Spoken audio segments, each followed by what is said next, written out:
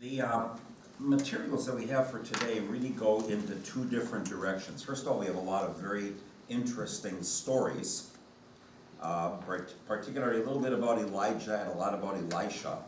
And then all of a sudden, we go to king after king after king after king, and you probably say, come on, be done with it already. Right? Right. So, first of all, why have a break here? Who was the king who died at the end of 1 Kings? Hmm?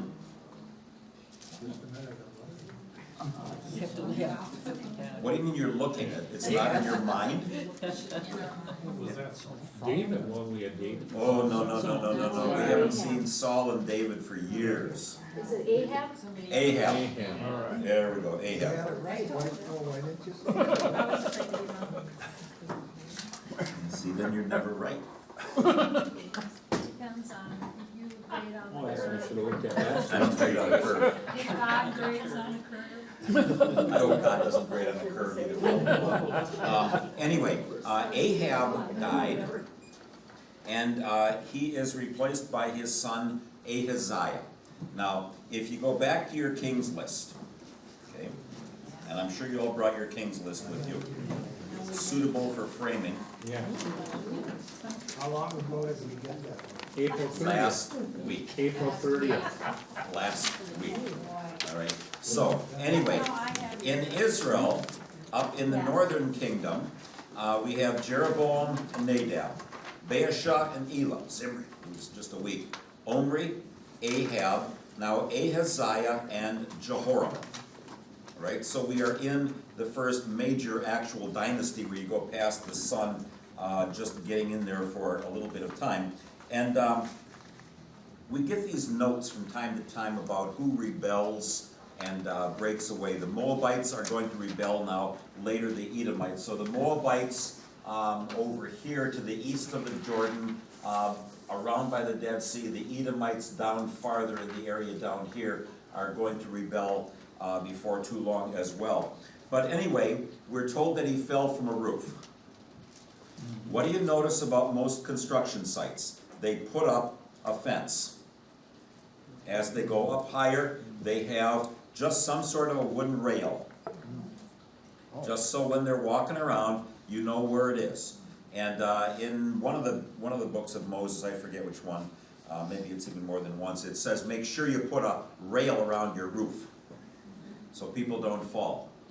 Well, who knows why he fell?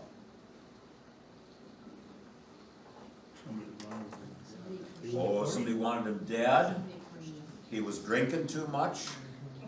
He had a seizure. Who knows? Nothing said.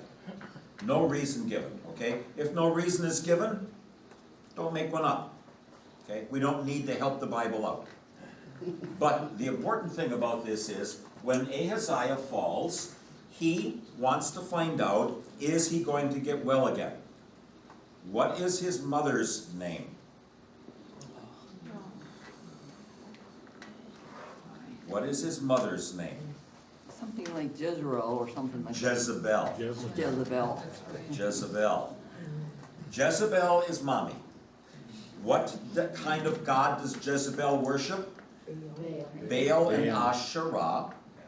And so there are various manifestations of Baal here and there, all the different places where Baal would have been worshipped as they look for rain, including, down here in the whole Philistine coast area, where they need rain because they're growing grain there too. The Philistines are the ones who actually wanted to have the Jezreel Valley up here for themselves. Remember, they're the ones that history seems to suggest brought iron technology into the region. All right, they're farmers. Remember, way back, I'm sure you remember, Samson burned down their fields at harvest time with the foxes, where he tied the two foxes per torch, put a torch between the fox's tails, and they went and they torched all of the farmland, all of the grain. It's gently rolling hills. It's called the Shephelah, and a very productive area. So When Ahaziah gets sick, or gets hurt, he says, let's send down to Beelzebub to find out if I'm going to get well. Right? Is that a good thing or a bad thing? Because That's other than God. some other god. All right, why would he do that? Because Mama worships Baals. So he's siding with Mama. I've had people who have said to me, I really would like to join the church, but my mother is Catholic and she would die if I left the Catholic Church. And so, is that right? Yep. No, that's right. It goes in Lutheran and Baptist as well. So he sticks with what Mama believes, and Elijah hears about this. That he is going to check with another god to find out if he's going to get well or not down in the Philistine territory. Beelzebub, you might know it in the New Testament as Beelzebul, which a very, very close connection, which is one of the words for Satan. Yeah. Right? If you look in the Old Testament, very often names of false gods in the Old Testament become names by which God or the demons are referred to in the New. Alita, just for the fun of it, would you just make sure that's still recording? Just so that we make sure that didn't go off by some chance. Thank you. So anyway, Elijah You're good. says to these emissaries, you go tell the king he should check with Yahweh about if he's going to get better or not. And so the king Ahaziah says, what the guy look like? I mean, Ahab and Elijah are the ones who at Mount Carmel had that big challenge. Ahaziah heard about that at breakfast the next morning, if not before. Okay? He knew Elijah did not like his family at all. So he's, what the guy look like? He's hairy. Well, he's wearing a hairy cloth mantle. He's got a belt around his waist. Anybody ever try to be like Elijah?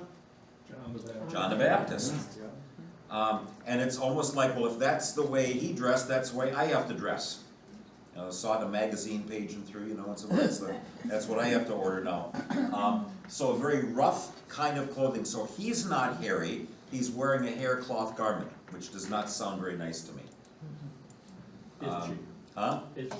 Yeah, well, wool would be itchy for me too. I thank God I didn't have to grow up in that era. So anyway, the king says, go kill that guy. So, commander of 50 and 50 men come, and, well, what do you want? Well, you know, we're gonna bring you before the king. You're gonna die because you're interrupting the king on his business. And pyromaniac Elijah, here comes some more lightning. Yep. Comes and burns, the fire comes from the heavens, burns them up. Another guy with the 50 come, boom again, burns them all up. The third guy comes and he kneels down.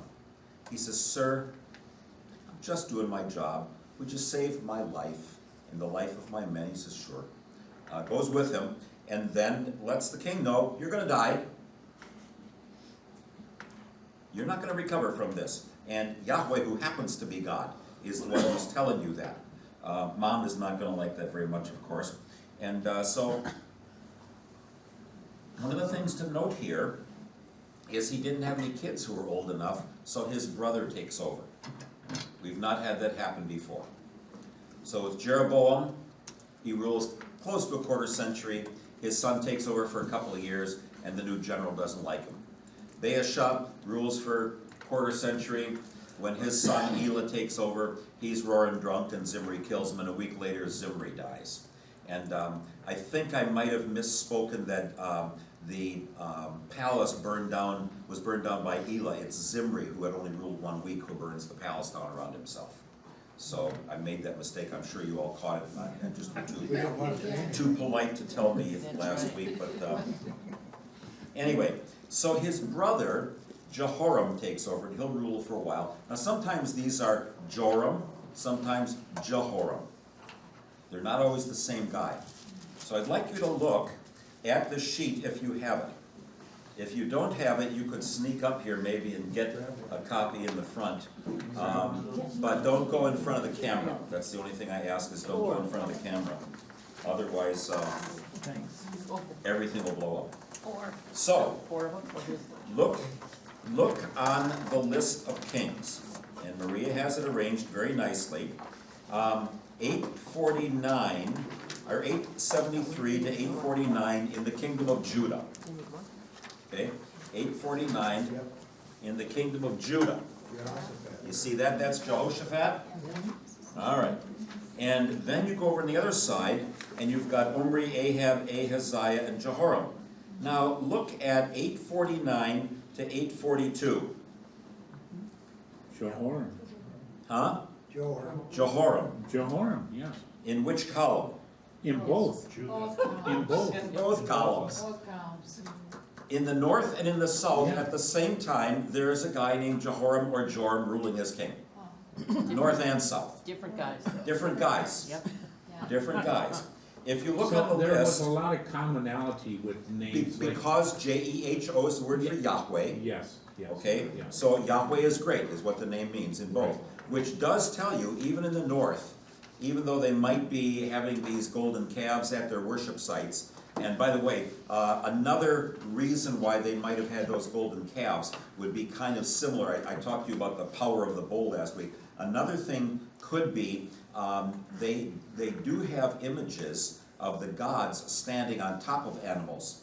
You know, in the temple we have the cherubim, and God dwells, his footstool is there in the Holy of Holies. And so I remember a picture in one of the books that I translated where you see an animal's back and just the base of a foot of a person.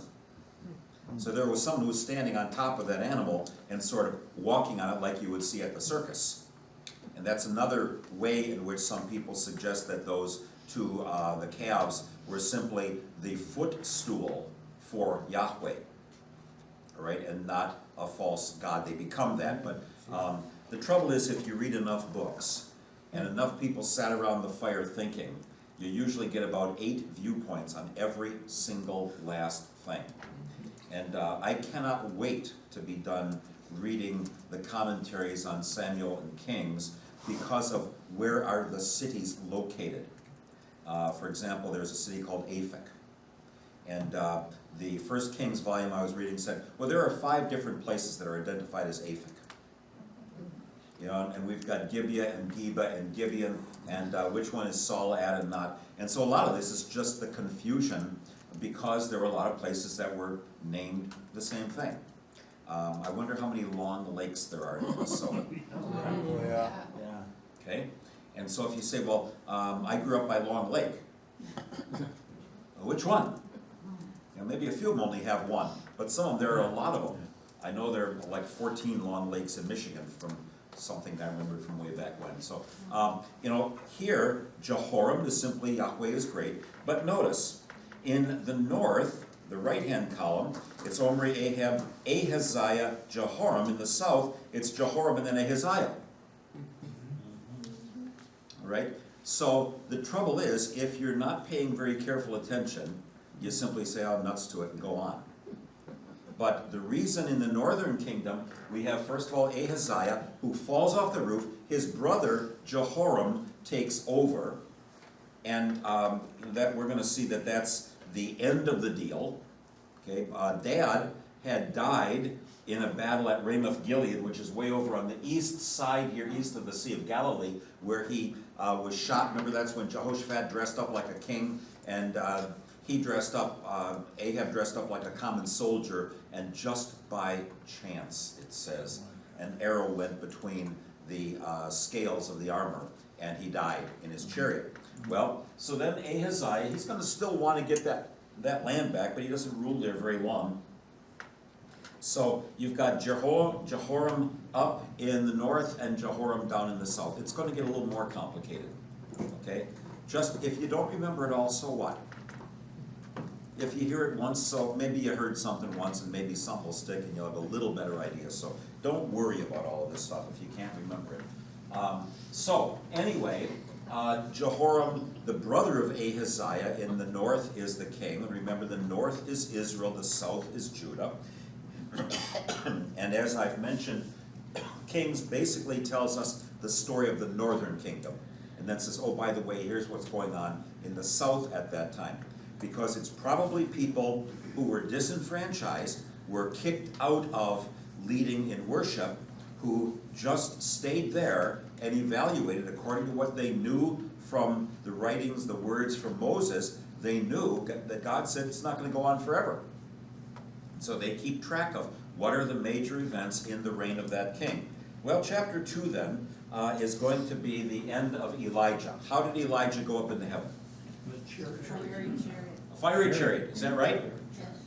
Is that right? I don't believe so. In a whirlwind. He was taken up in a whirlwind. There was the chariots of Israel and its horsemen there, but it doesn't say he hopped on the chariot. It sounds much more like a tornado sucked him up and he never came back down. Or a hurricane. Okay? But yet every one of us, how many of you have probably seen the Sunday school leaflets with that? Right. You know? Oh wait, let's look carefully at what's going on here. It does say whirlwind, you know. I know it does. I guess I'm gonna concur with you. Oh, thank you. Thank you. I feel good. I feel better. And thank you. It just shows how easy it is to read what we think. And, you know, it wouldn't matter if it was a chariot, but it just says a big wind came and sucked him up and he never came back down.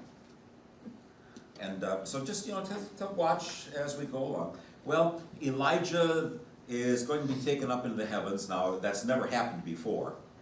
We have one case of Melchizedek, who it says when he was 365 years old, he was not because God took him. That's way back in the first lesson that we had. But now Elijah and Melchizedek are going to have very, very interesting roles from here on out because they didn't leave normally. And many, many writings are going to refer to them. In fact, I've never been out there, but I'm told in Minnetonka, at least some years ago, there was a book called or a store called Elijah's Cup, a kind of a Jewish bookstore. Elijah's Cup is the cup that is placed at Passover. A place is set for Elijah. Because the book of Malachi says, when the Lord comes to restore everything, Elijah will come first. Now Jesus says, oh, that was John the Baptist.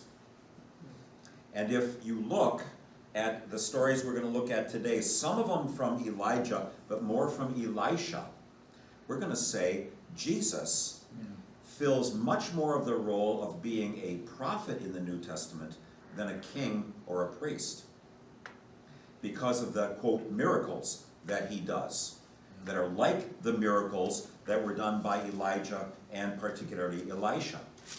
But here Elijah, well, John dresses like him.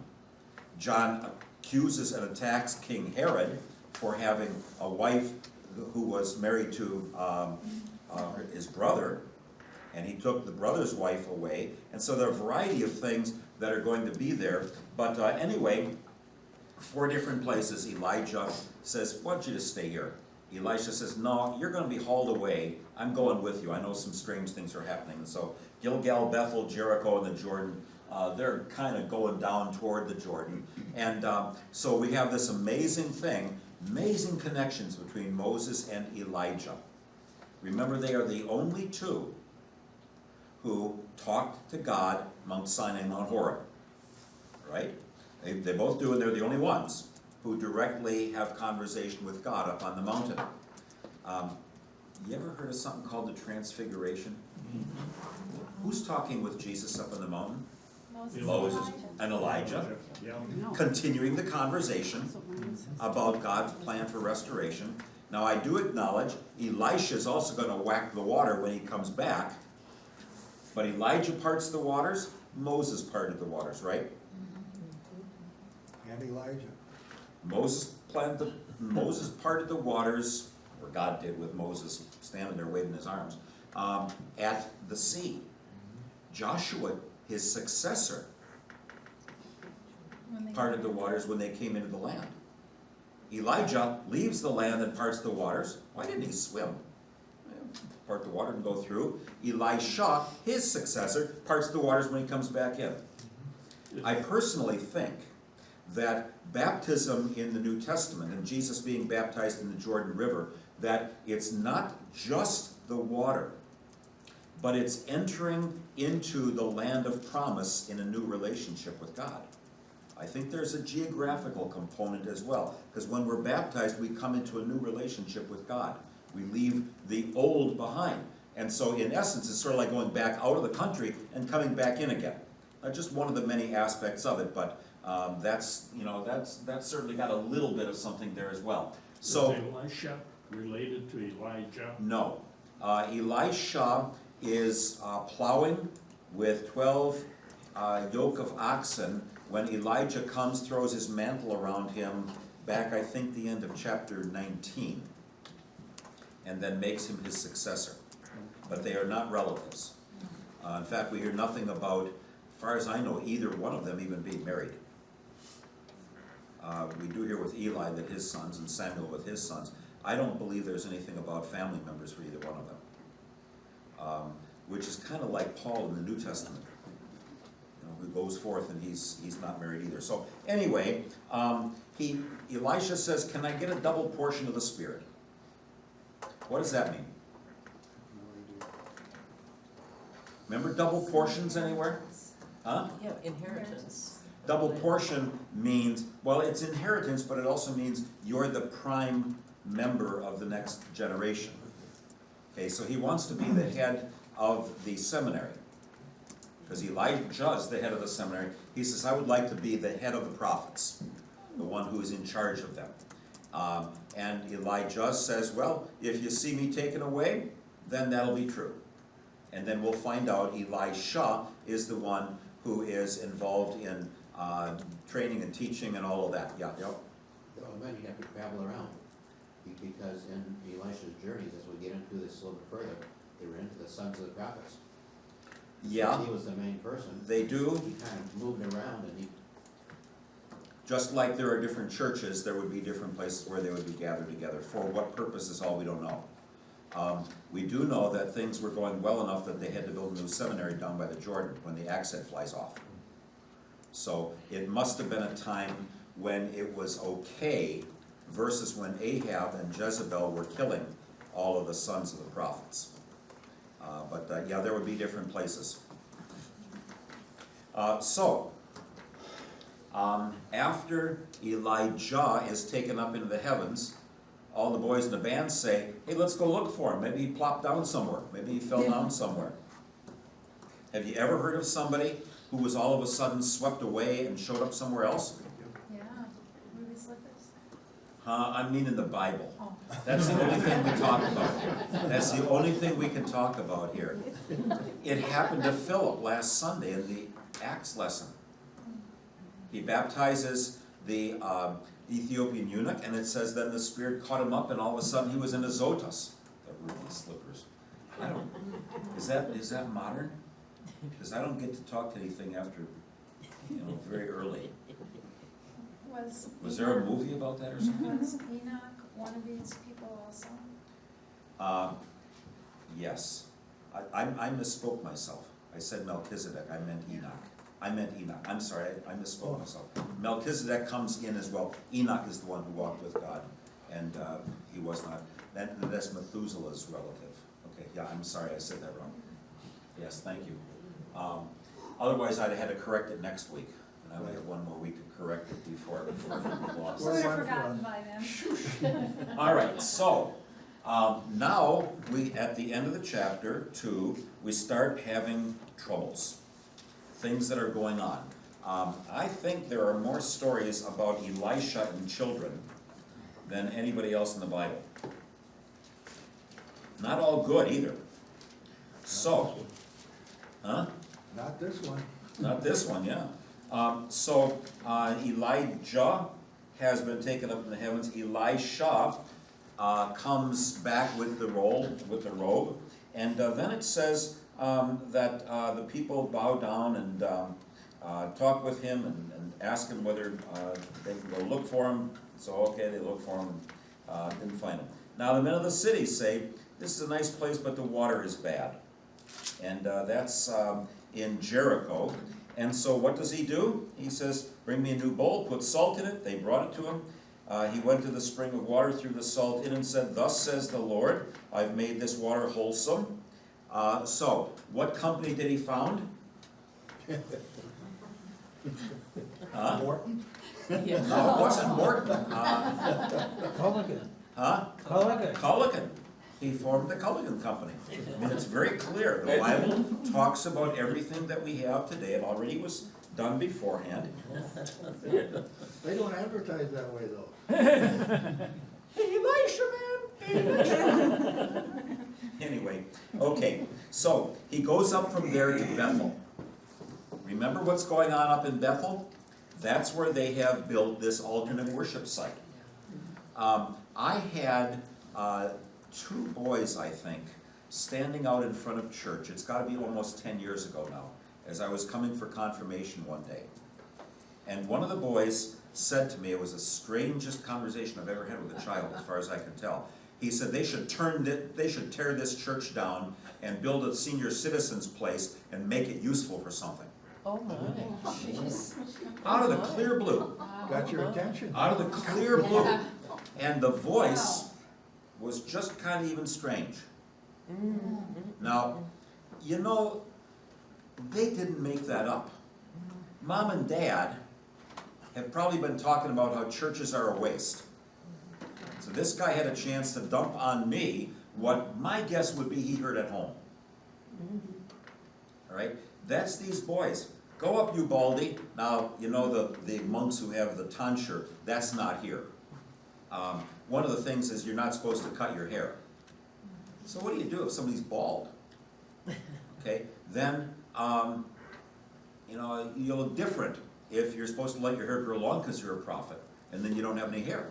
And so they're mocking him, and there's another place later where we're going to see another 42, I think 42 soldiers, but here 42 children die. Well, you know, you get trouble if you have trouble with David and Bathsheba's son dying. What are you going to do with this one? All right? Let's be fair with this, okay? God says, I don't have to tolerate any wickedness on this planet. And those who mock me, sometimes they receive the consequence now, sometimes later. I can't tell you whether this is about the children getting the consequence or their parents. You could argue either way for it. But you see, what our job is to try to understand the God who's presented here as it's inspired and not come up with some other answer. And that's what many, many people, even who study the Bible, do today. They'll come up with some other answer. They'll have to minimize it. They'll have to say, oh, that certainly isn't the kind of God we would worship today, as if God's a different God. Right? That God's this God. The one we pray to is the same one under whom that happened. And so we have to just recognize that the scriptures are not telling God's story the way we'd like to make him up and draw him, but letting us know that we're fallen human beings and we don't play and toy with the Almighty God as if it's just a word to use. Yes, Alita? The question I have is, in the scripture, it talks about God relents. What is the difference between relenting, because he could have relented with these boys. What's the difference between relenting and changing his mind? Because we say that God is unchangeable.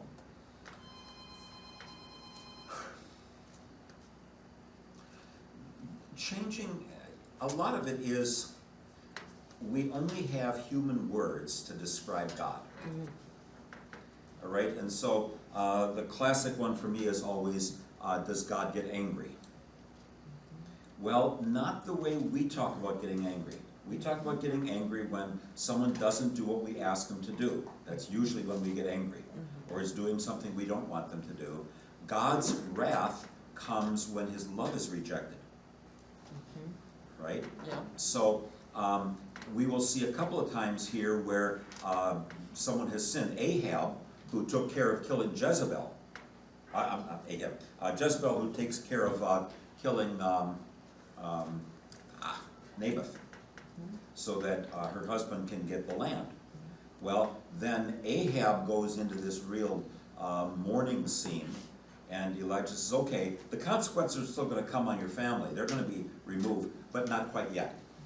So that would be relenting in terms of the time. Manasseh, we're going to see next week, is the wickedest. And when Josiah says, can I stop the consequences of our whole country falling apart? And the answer is, it'll be delayed but not stopped. And so the trouble is, I can't know how to read God's mind on these things. Jumps out early in our first lesson where it says that God was sorry that he had made human beings. And yet, we know in the New Testament it says, before the foundation of the world, he knew he would have to suffer and die for us. So you get little vignettes here and there. I like to talk about the Bible as a diamond, not a pearl. If you have a diamond, it sparkles because you have many different facets. And so the Bible will tell us from this little bit of an angle, from this one, these are all part of the truth.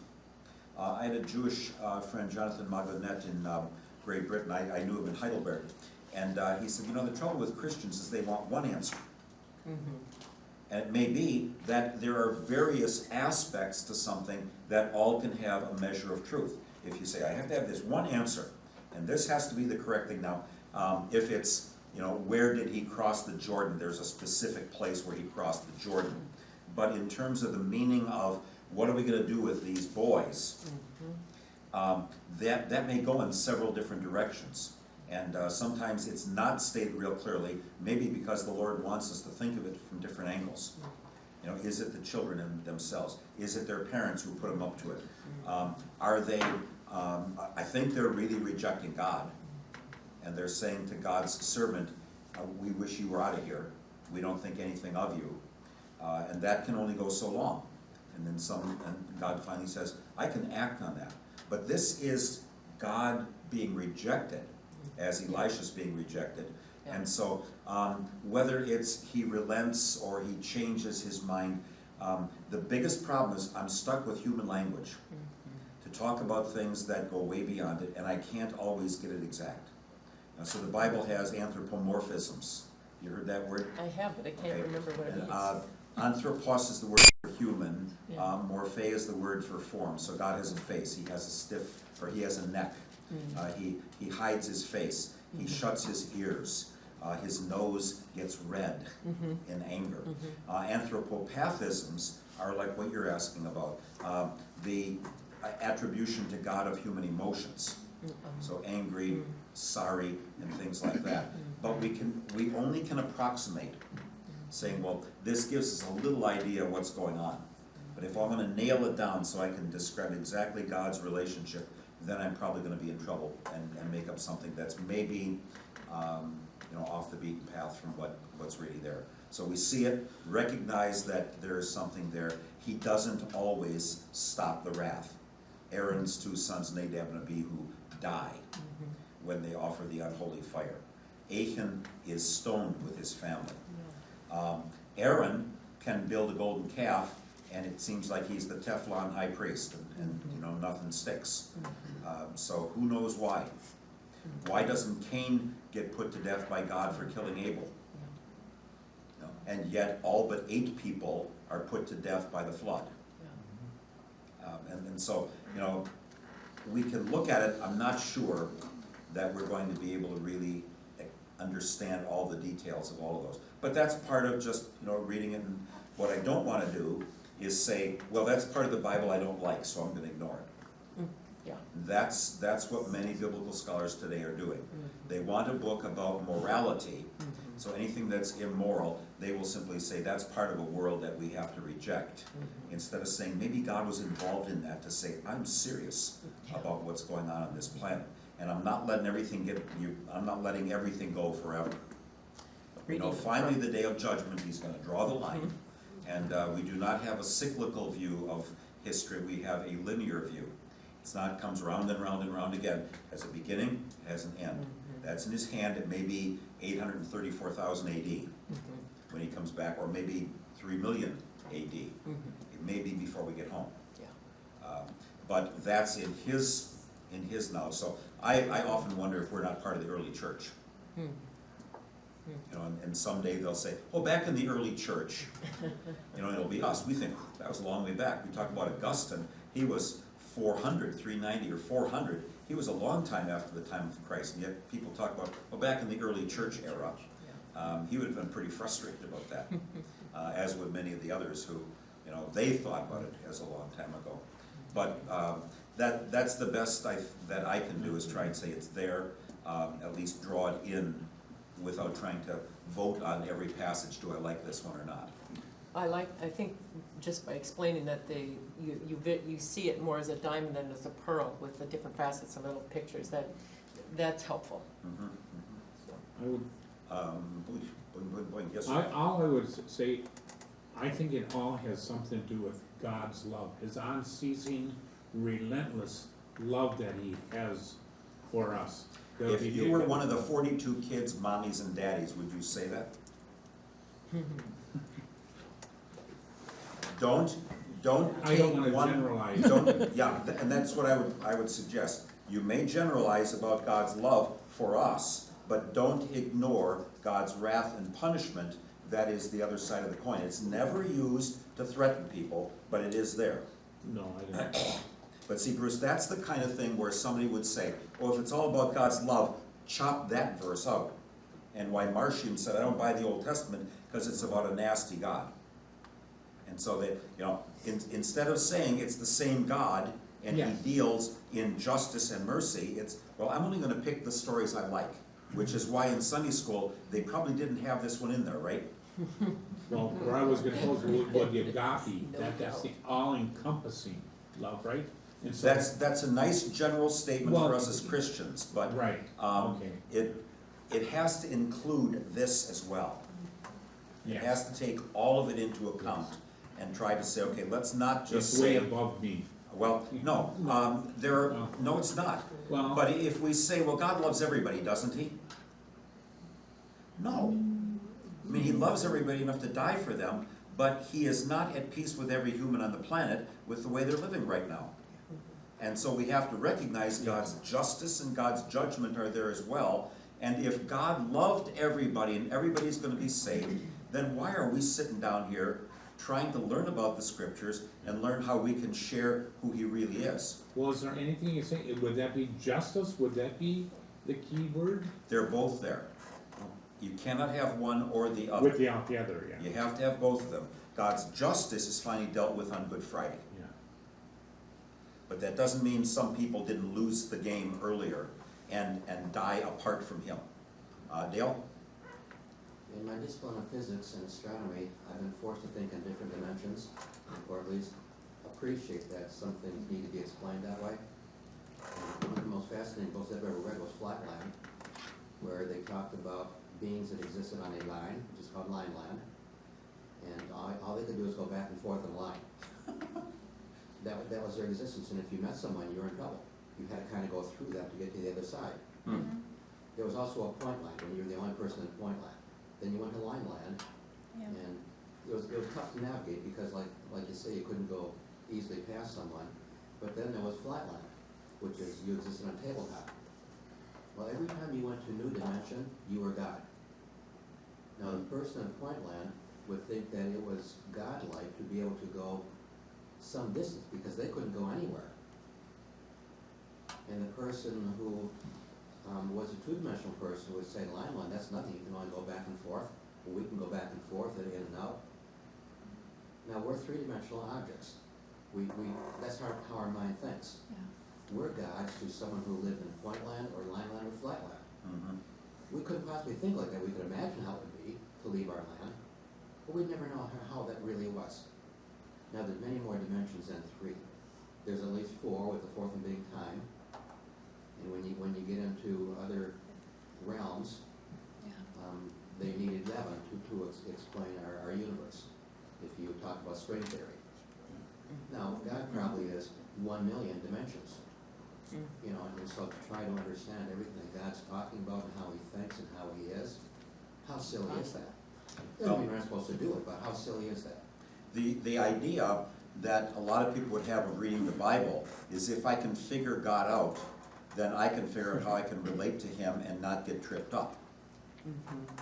And so instead of acknowledging he is there and living within what he has built me to be, within my essence, I still want to have my own ability to develop my own existence. And so some of you may know the term existentialism. It's been used for 150 years anyway. Soren Kierkegaard is one who would talk about that you're making your life up as you go along. It's really the worldview of most of the people who live around us. They do not want to be stuck in a worldview that already is there and you're just in that and you can't get out of it. And so an existentialist would say, you really don't need to be bound by what anybody else ever does or thinks. So don't be stuck because your mother and father did something. You don't have to be what they were. You are your own unique person. We might just throw in here at this, and I didn't expect to talk about it today, but the various theories of truth. There is a correspondence theory of truth, and a coherent theory of truth, and a pragmatic theory of truth. And some people don't like all the kinds of truth. A coherent or a correspondence theory of truth said something that we say it corresponds to a reality. So if I say Jesus Christ died and rose to save me for all eternity, I would say this story that finally has its high point in the work of our Lord as true God and true man, there is a reality that it corresponds to. And that's the essence of it, not existential where I make it up as I go. You might hear people say, well, maybe your God does that, but my God doesn't, as if there's different gods. Well, if there's only one God, then that corresponds to that, then you live within that framework, and I don't get to chop any of the parts of the Bible out. Other people just talk about a coherent theory of truth. And when I think of a coherent theory of truth, I think of a snowball. Okay? If you can put enough pressure on it and the temperature is right, you can make a snowball. You can make an ice ball and it'll cohere, it'll hold together. Or your Christmas tree. Your Christmas tree doesn't look like anybody else's Christmas tree. Even if you have one you take out of a box. Okay? You have unique ornaments and lights and everything that you put on it. And so somebody might say, I don't care what your Christmas tree looks like, this is what I like for a Christmas tree. And it holds together and that's good enough for me. A pragmatic theory of truth says, does it work? And as long as it works for you, fine. I had somebody say to me once in an adult instruction class, does it matter if something's true, if it helps people make it through the day? So if I say, any day now, somebody's going to be coming downstairs here and giving one of you a $100 million check. Does it matter if they're ever going to come? As long as you keep hoping for that day. There'll be a brighter day tomorrow. You know? Bo Peep, the lost sheep will come home. Brighter day tomorrow, they will come home. Well, we can fool ourselves with any kind of truth. I can't prove that this Bible is the Word of God to anybody. If somebody says, well, I don't believe the Bible is the Word of God, then I would politely say, well, then our conversation's really over. Not, well, let me prove it to you. Let me try and show you why you're wrong and I'm right. Because they're going to have a different model of truth. So when we're talking about what's going on here, we're saying this is the God who reveals himself in things that he has done throughout the course of time. How he's going to act is limited for us to things like, well, he says he's going to take us to be with him in all eternity. But if I say, well, I'm going to vote on whether I like it, that doesn't cohere. That's not part of my Christmas tree picture. So I had a lady once, in another congregation that I was in, I went through and told the whole story of David for Sunday school, just to prepare them. They were doing several lessons on David, and at the end of the thing she said, now you went and wrecked the whole story for me. She was very angry with me because I said what was in all the chapters about David. Now you went and wrecked it. Some people have their favorite Bible verses, their favorite Bible books. I'm not going to look at all of it. I'm just going to look at the ones I like. And the ones I don't like, I won't look at. Well, let's take the whole counsel of God and find out what it all says. And if we don't understand it, say, well, I'm not sure what that one means, but it's all part of it. When we get to the book of Ecclesiastes, I don't know if it's pessimistic or realistic. Yeah. And different days, it's different to me. Some days I think it's pessimistic, what a wasted life. The others, settle down, live life a day at a time, that's okay. So some of it depends on how I am, what I bring to it today or tomorrow or the next day as well. But we at least ought to have some sense about what do we bring into the story about the Christian faith, into the story about the Bible. There are a lot of people who don't care what the Bible says. And they say, I'm a Christian, but I don't need the Bible. I'm saying, how can you say that? Well, I know how to live the right kind of life. They're defining Christian differently. I had a lady once who said to me, I'm as good a Christian as you are. And it was in an evening college class, and she was very angry. She had gone to a seminary, I'm going to say fly-by-night seminary toward the border with Wisconsin. And so she already thought she knew more about the Bible than I did. The fifth of the 6 nights, we came to Romans. And she walked in, and we were using the air conditioning in our lunchroom upstairs in the administration building because it was so hot. And I remember her laying her Bible open and said, if what's in the book of Romans is correct, I'm not a Christian. Slammed the thing closed and walked out. I at least got her that far. To be able to realize being Christian means somebody died for me, who's true God and true man, and my eternity is not wrapped up in what I do, but what has been done for me. All right, and so if I want it to fit, I'm a nice person, then I'm in a different dimension. Okay, and I might understand the dimension that Dale talks about for myself, but what if that's not the real one? What if somebody's in the point dimension and they're really in the flatland? And they think they're in the point dimension and they can't go anywhere. No, they could do all of this, but they don't know it. What's the Christian church told to do? Go tell the story. You're going to be brought into eternity, which is a different dimension than all the rest of them. And if that's true, that means I am not able on my own to move into a different dimension, but someone else can do it for me. And I'm going to be so angry that I am not in charge. That's what our old sinful nature is. I want to be in charge at all costs. If I want to wreck my life, let me do it. It's none of your problem.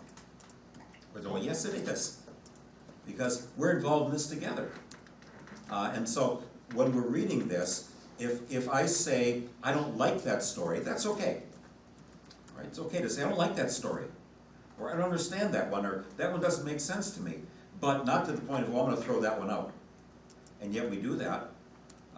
And please don't let me overstate this, but what books are in the Gideon Bibles that are handed out at Concordia? Do you know, Dale? New Testament, New Testament. New Testament, Psalms, and Proverbs.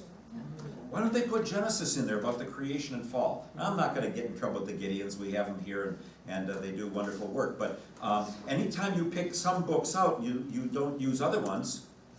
You know, by taking Proverbs, you're going at something about living for each day, which really doesn't have much about salvation in it. I would rather look at Genesis and have the story about how God chose human beings, how they rebelled, and that Jesus is the answer to that. And they haven't called me up and asked me for any advice. Okay, so, the Lord can do His work, you know, even if people don't have everything. But just realize that anytime you carry your Bible around, if you say there's some books I've never read or don't plan to read or never plan to look at again, you're saying only part of it is important to me. My aim, which is why we're going through the whole thing, is what's the whole counsel of God. Let's be uncomfortable, that's okay. Because our new nature is not. It's our old nature that is. Jesus never complained about his Father. He never said, Dad's being unfair with me. He was at peace with God.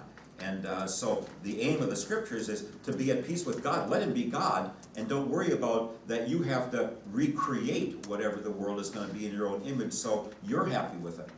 A lot of people would say, my image is let's get rid of a few of these bad apples. Let's get rid of a bunch of them. Let's get rid of a lot of them. And by the time it gets done, the last man standing, there's something about everybody. Well, let's get rid of them for that. They're this, they're that. So anyway, let's get on with a little more of the story, okay? Otherwise, well. So, Jehoram, son of Ahab, says that he removes the Baal pillar. So he does a little bit that his brother wouldn't do. Maybe his brother dying and those guys getting torched, he at least did a little something. But then we're told about the Moabites, that Mesha, king of Moab, revolts. Again, that's east of the Jordan here. The land of the Moabites is the land they went through on their way into the land of promise. Instead of coming from the south, they went around the Dead Sea and came in from the east. And then the king of Israel and the king of Judah and the king of Edom say, let's go put the Moabites back under control, under submission, because oppression and revolt has something always to do with money. Look for the money, right? When the Moabites revolt, that says we're not going to send you any tribute anymore.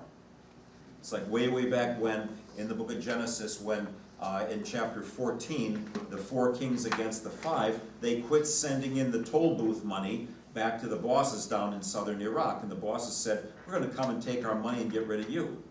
So a lot of this is just about things and everything. So anyway, Jehoshaphat, who's already asked back when Ahab says, let's go into battle against Ramoth Gilead up in the north, now Jehoshaphat says, you have any prophets around? And remember Micaiah ben Imlah, who said, I was in the meeting and I heard them say, let's let some of the prophets of Ahab trick him so that he dies.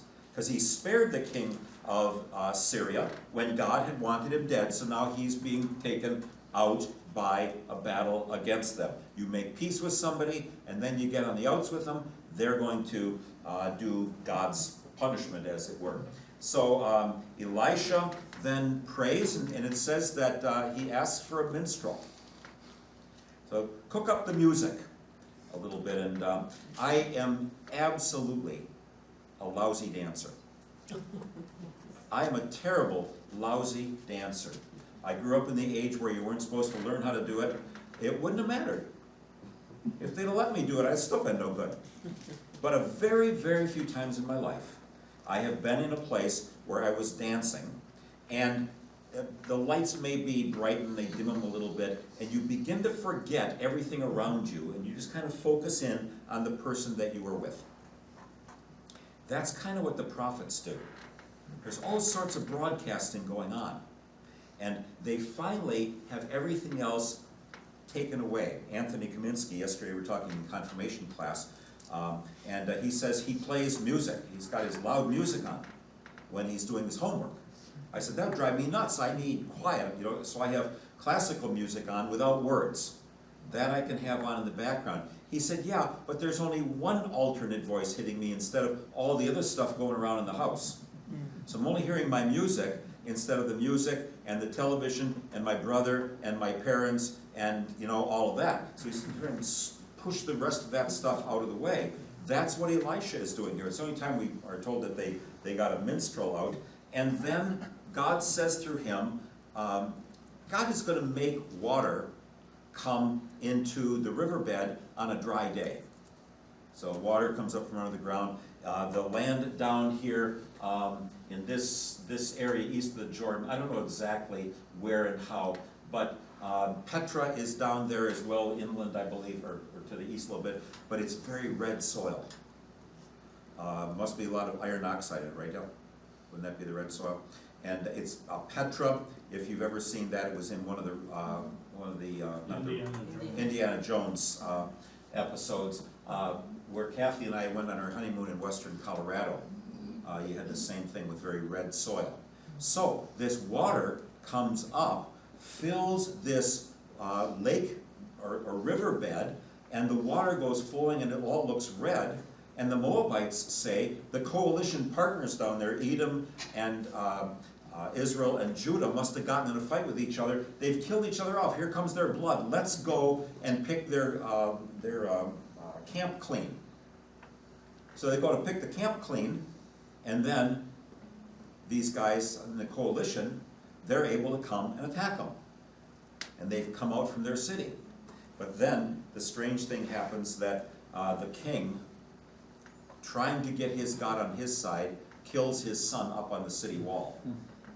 And the best I can understand is the Israelites and all of them get spooked so much. God gave the victory, but they get so spooked by that, they think that's a greater power than any other kind of power. And so they say, let's get out of here. And so they break off trying to subject them once more. And that's the best I can give you on that one. I'm going to do a couple more stories before we take our break, and then take that. So here, we have the story about, first of all, the seminary widow. This lady has a couple of sons. Her husband is preparing to be one of the sons of the prophets. What that means, what their curriculum was, nobody says anything. But she says, my husband died, and his college loans are still due. And so the creditors who have been giving us money while he's doing this study, they're going to take my two boys in payment and make them work as slaves to pay off the loan. Very common kind of thing in the ancient world, right? And so, in fact, in our modern world too, a lot of times that's where you get child slavery in countries like India, from what I hear, where they will sell children and get some money for that. So somebody either wants a bride or wants a slave at their house, and so that kind of wickedness still goes on. But anyway, he says, well, I'll tell you what do you have in the house? Well, I've got a little bit of oil. Well, get every pot in town. The boys go to everybody's house, get every pot in town, and she keeps pouring and keeps pouring. Sounds like the flour with Elijah. Okay, little different, but sounds like the flour with Elijah. God says, I'll provide. And when they fill every single pot, he says, now go sell that, pay off the debts, and you and your children will be able to live on what's left. All right, now we have one line up here. Very interesting story. Now we come to my favorite character, or at least one of my very favorite characters in the Old Testament, the Shunammite woman. Elisha, like Elijah, who lived up on the roof of the woman up at Zarephath, Elisha and his servant, probably Gehazi here, it is Gehazi, they're traveling around, and when they get to Shunem, which is up in the northern kingdom here as it floats away, I don't know if Shunem is on this map, but I believe it would be somewhere up in the region, I think, maybe just a little bit north of the Sea of Galilee, or north of the Jezreel Valley. But anyway, as he goes there, she puts him up.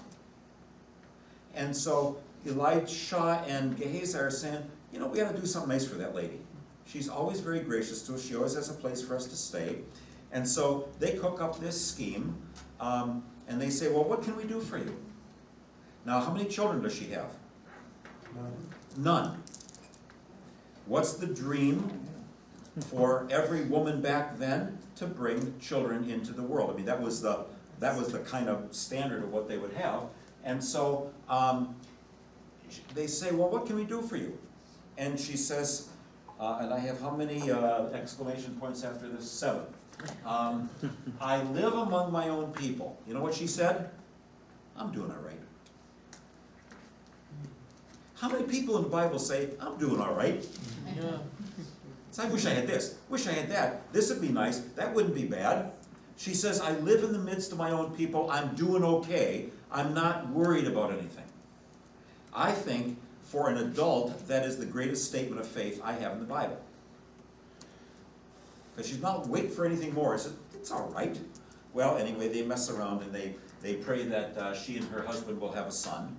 They have a son, and then the general suggestion a lot of them come up with is that he had heat stroke or maybe a brain tumor or something like that. So when he's weaned and old enough to be with daddy, he's out in the field, and he says, "Oh, Roshi, Roshi, my head, my head." And whatever that means, they carry the boy back to mama, and he dies in her arms. Now, this lady who didn't have a child has had one, and now is mourning because he's dead. She says, "If I'd have never had one, that was okay. Now I had one, and the baby died. Now my heart is broken. Why did you go mess things up for me?" So she lays the child down, and she goes to find Elisha. And Elisha says, "Boy, that lady looks like she's kind of angry. I think God kind of kept this one from me. I don't know what she's all steamed about." So it says, first of all, to his servant, "Go put the walking stick on the child." That doesn't work. And then he goes and he's right by the child, and then the child comes back alive again and sneezes 7 times. Okay? It's a word only used once in the Bible, so it's kind of a guess of but that's what they think. You know, I always wonder if he didn't yawn 7 times, but they say he sneezes 7 times. So anyway, then she gives the boy back to mom. They'll show up a little bit later, again. But at this point, then one other little story here is about the death in the stew. Some guy goes and he gets some gourds that were bad, that were poison. And so I think he throws a little flour into the stew and then takes the poison away. And then the other one, it says that there are a bunch of people who come and loaves are multiplied. Just a few people, was it 100 people and 20 loaves? Yeah. If I remember the numbers correctly. And Yes, so yeah. the loaves are multiplied. Sounds like Yes, 4,000, 5,000. yep. Here, in many ways, if you were someone living in the early church and you were Jewish and you heard these stories, you would be thinking about Elijah and Elisha when you heard about Jesus. You would not be thinking about someone who's going to die for your sins. They would think Jesus must be the forerunner who's getting us ready for God's Messiah coming. And Jesus says, "No, the forerunner came already. I'm coming to do more than that." Right? And the New Testament says a lot of what you were waiting for, here's how it happened. So a lot of people will want that every little single thing, that you've got a list of 500 things in the Old Testament that were going to happen, every one of them happened exactly that way, and thus we can prove the Bible true. But they didn't all happen just exactly a certain way. A lot of them had a different turn to them. And so just because they didn't know everything, or it didn't happen the way they thought, doesn't mean that was not unfolding. God says, "I'm going to restore you," and that's the deal. Chapter 5. Now we've got another story. This is my favorite little girl in the whole Bible. So you've got the bad 42 kids who got wiped out. Then you got the boy who's brought back to life. Now we have a little girl, Naaman of Syria. He's a leper. And he's conducting raids, which means 2 o'clock in the morning you're going and breaking down someone's door and stealing all of their luxury items and everything, and then leaving, maybe before they even know what hit them. All right? And so Naaman, even though he has leprosy, which may just be, most all of the commentaries say that leprosy here was not Hansen's disease, which is where the flesh is actually chewed up and you have open sores and things like that, but maybe psoriasis or who knows what. But things where there were problems with it. So anyway, this little girl gets stolen in a raid and taken up to Naaman's house to serve his wife. Now, what do if you're, let's say, an 8 or 9-year-old girl and you got stolen away from your family and taken up to a different country? What's your view of the God who let that happen? Not good. What does she say? "Oh, there's a prophet named Elisha. If my mistress's husband would go down there, he would cure him of his leprosy." She's confessing her faith after being hauled away from her family. What a deal. And, you know, I've heard people talk about this and say, well, you know, oh, she was a faithful little girl, and she would get up early every morning, and she would sweep in front of the house, and she would do the dishes, and she was just, there's none of that there. I don't care about whether she was a good little servant girl. She says, here's Yahweh, my God, and his guy, Elisha, can fix you. So Naaman goes down to the king and says, okay, I'm here, cure me of my leprosy. The king says, that's a declaration of war. Nobody's ever cured anybody of leprosy. And then, so the king rents his clothes, tears his robe, says, oh my goodness, we're being attacked. And he hears about that, so what's going on? So Naaman is told, go down by Elisha. What does Elisha say to Naaman? What does Elisha say to Naaman? Nothing, because he Nothing. sent a messenger. He doesn't even come out. He doesn't come out of the house. Which in the New Testament there's a story about a fella who comes and wants Jesus to heal his servant. In two of the Gospels, there's a confrontation with Jesus, a discussion. The third one, it's just his messengers come.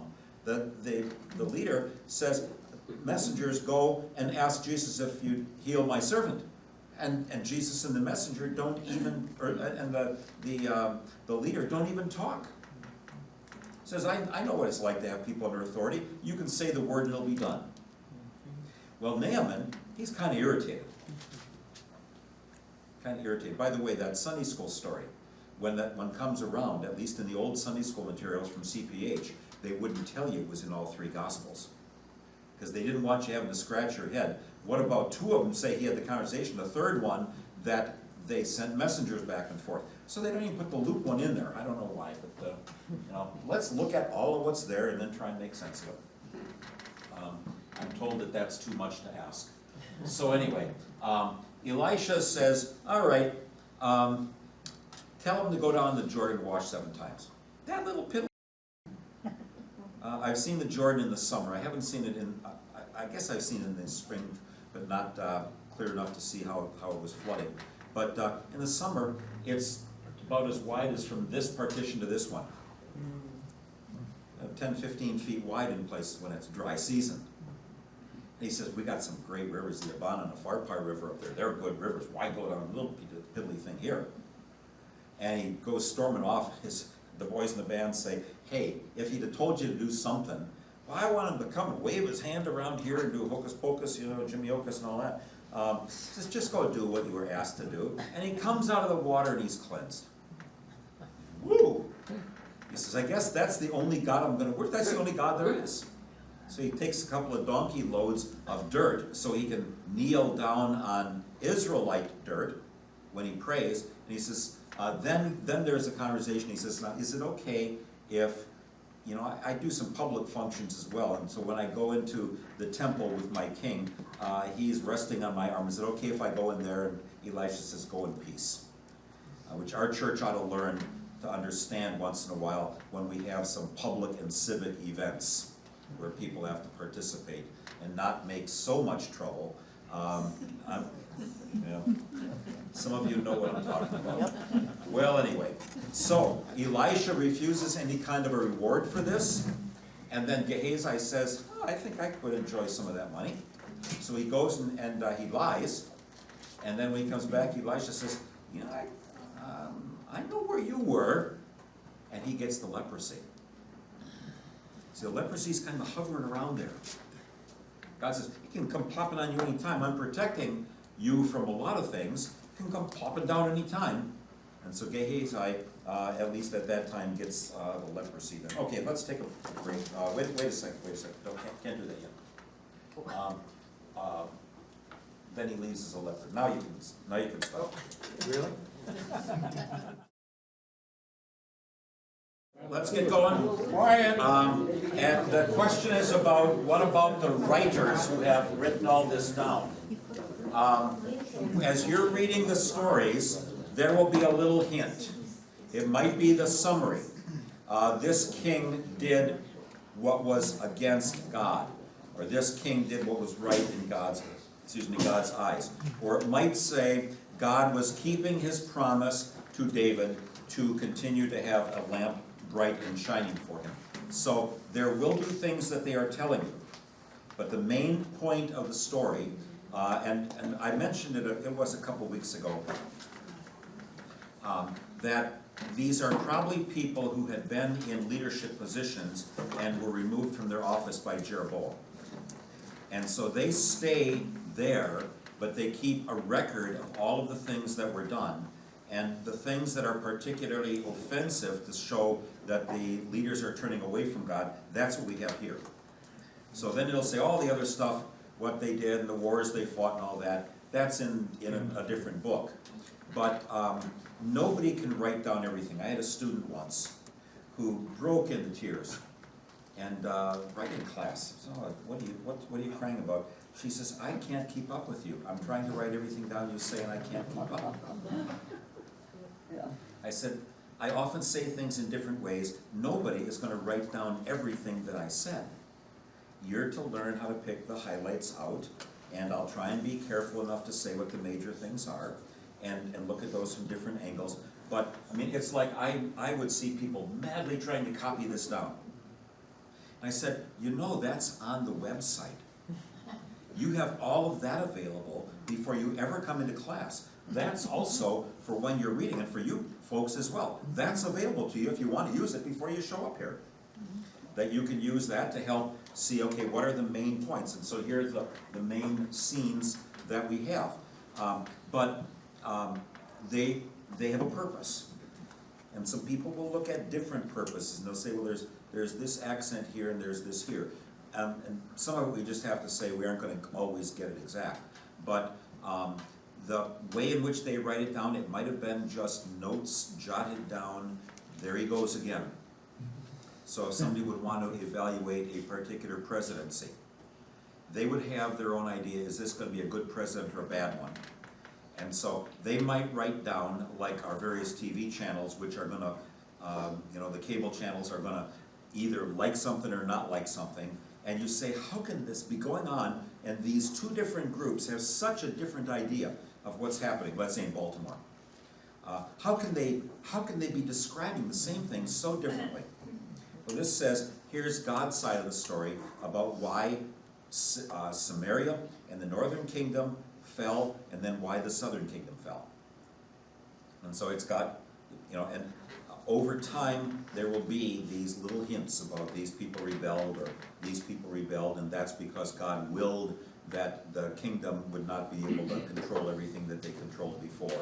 And for us it's just a half a line, but people since about the 1850s have been examining tablets in Iraq, major tablets written in a language called Akkadian, a cuneiform language where you make impressions on clay.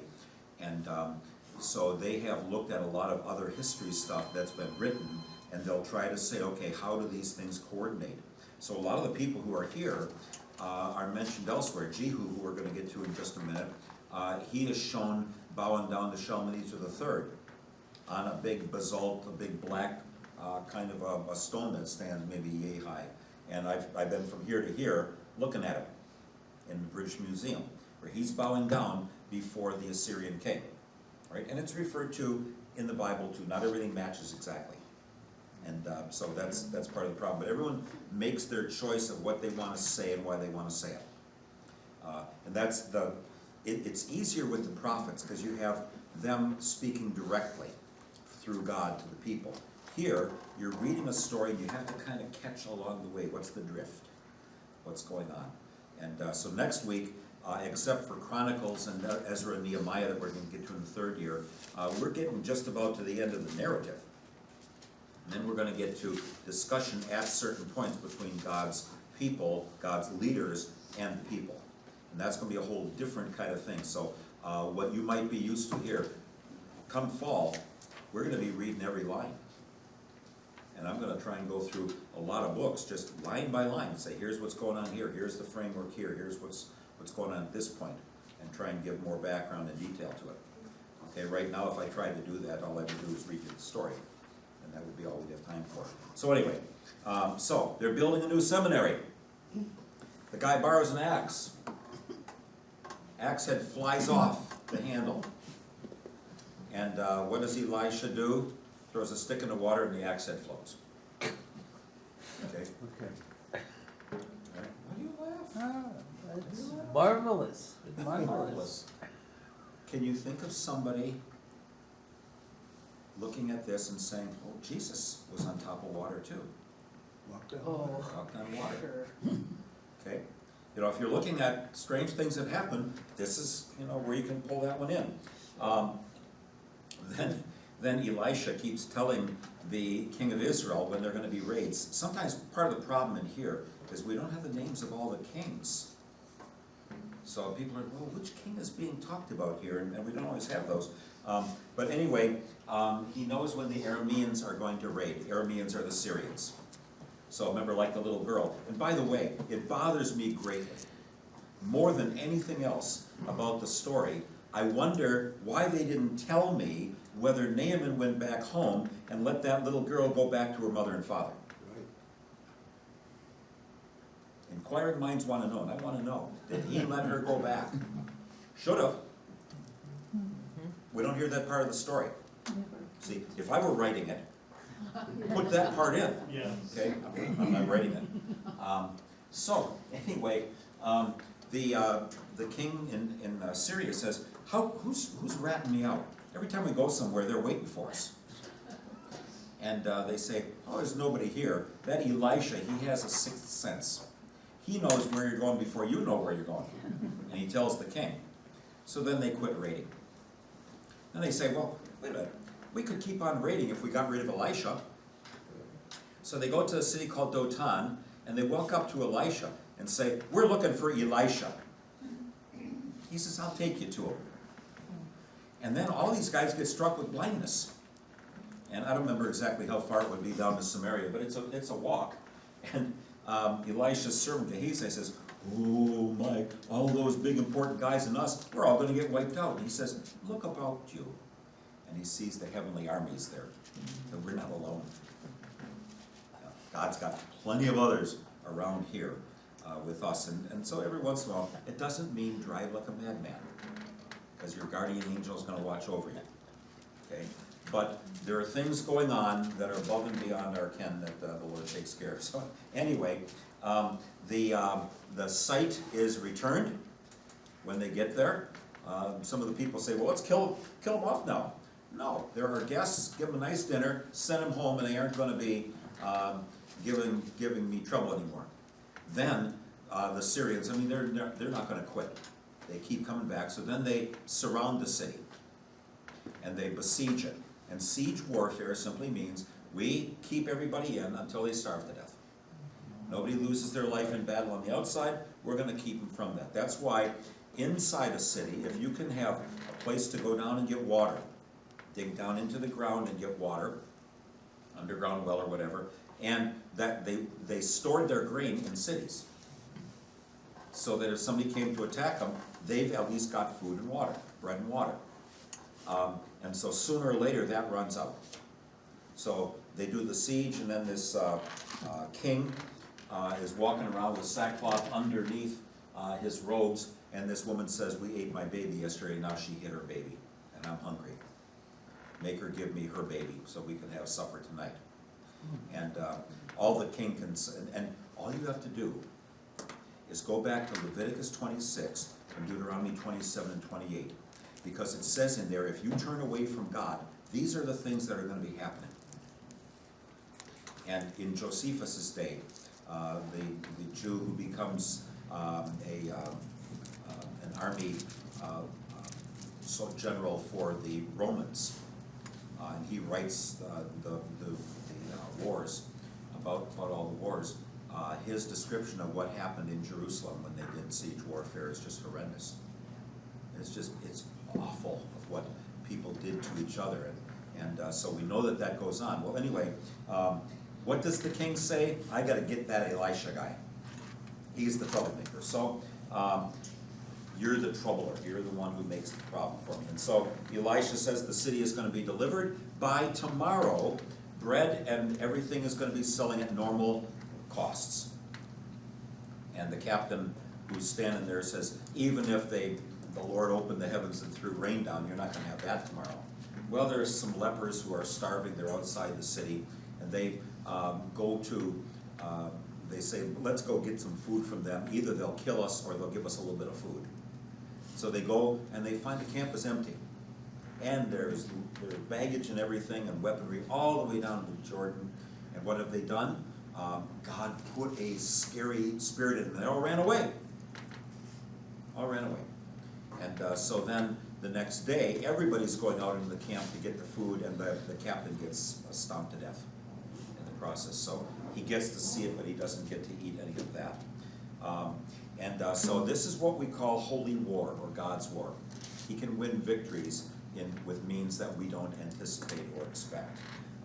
Then here's the Shunammite woman back again in chapter 8. After she's been gone for 7 years down in the land of the Philistines, she comes back and says, can I get my land back? And Gehazi, I don't know if his leprosy went away or how this is going, but Gehazi is talking to the king about this Shunammite woman and her child coming back to life again. And he's, there's the lady I was talking about. This is the woman. This is her son. And the king says, give her land back and give her everything that she would have earned if she'd have stayed home. So kind of a nice thing he does for us. So there are good things that happen. Oh yeah, every once in a while. Now, when Elijah was up on Mount Horeb, God said, I want you to anoint Elisha to succeed you. I want you to anoint Jehu to be king in the northern kingdom. And I want you to anoint Hazael to be king in Syria. The next chapter after that, or 2 chapters after that, is when Ahab went in battle against Ben-Hadad of Syria and then spared him. God says, see, I wanted the Syrian king gone. Syria is not Assyria, okay? Syria is up on the northeastern part of our map up here. Okay, this is Syria here. Assyria is over here, that's Iraq. Northern Iraq is Assyria, southern Iraq is Babylon. All right? Why the names are connected, there's a history to it, but don't worry about it. So anyway, Hazael is to replace Ben-Hadad. Jehu is to replace Ahab's family. So Ahab didn't get rid of the king. God says, okay, I'm going to get rid of his household. And I'm going to get rid of that other king who was attacking, and I gave victory and they didn't take it. Remember, Saul dies, so does Agag. Way down with the Amalekites, same kind of thing. When I give you a victory, would you please take it? Don't be pushing it off somewhere. So, anyway, Elisha himself goes up to Damascus, and he anoints Hazael. Says, you're going to become the king. Hazael, the next day, it says he took a wet cloth and put it on the king's face. My guess is he suffocated.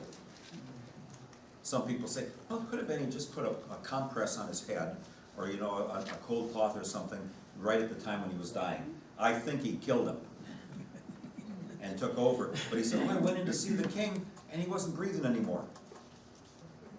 And forensic medicine wasn't what it is today, so they couldn't figure that out. So then he becomes the next king, and he's going to do a lot of bad stuff. The Arameans, back in the time of David, the Philistines from the southwestern part of the country are the ones always making trouble. Now it's the Syrians. Both of them, the Philistines really wanted farmland. The Syrians want the trade route all the way down to Egypt. So between Tigris Euphrates and the Nile, they want to control the trade route, the shipping and the transport and everything, and the selling of goods, because you can raise the price very high if it's a special good, and so that's what they want. So anyway, here's where it gets really complicated. Remember, we have Jehoram down in the south, right? All right. Jehoshaphat has gone into battle twice with Ahab, or his kids. He's made a treaty with them. If you can't beat them, join them. And so Jehoshaphat has married his son, Jehoram, and look at your little chart here now, okay? Married his son, Jehoram, to a lady named Athaliah. Athaliah is a sister to, go to the right column, both Ahaziah and Jehoram. So Jezebel is the queen mother up in the north. She had a son, Ahaziah, who fell off a roof and died. His brother replaced him, Jehoram of Israel. Their sister, Athaliah, was married to Jehoram of Judah. And she brings Baal worship down to Jerusalem with her. Right? That's how complicated it gets. That's why I have the J's and everything in there, all right? So, you've got the Edomites revolting now. They decided not to play favorites anymore. But then Jehoram, we're told in Chronicles, I haven't mentioned Chronicles, and we're not going to see that for a whole year. Well, 2 years. 2 years from now, we'll probably be seeing Chronicles. But anyway, it says in the book of Chronicles that there was a raid from somebody, I think it might have been the Edomites, and all of the brothers of Jehoram were either taken into captivity or killed. So Jehoram is the only descendant of David who's alive. Daddy, Jehoshaphat, died. Jehoram is there. He's got some kids. All his brothers got killed. So you've got Jehoram and his kids. When Jehoram dies, his son Ahaziah takes over. Right? Everybody else is going to get killed as well. Okay? Ahaziah's relatives get killed too. Ahaziah is down in Judah, son of Jehoram, who's married to Athaliah. So Jehoram, or I'm sorry,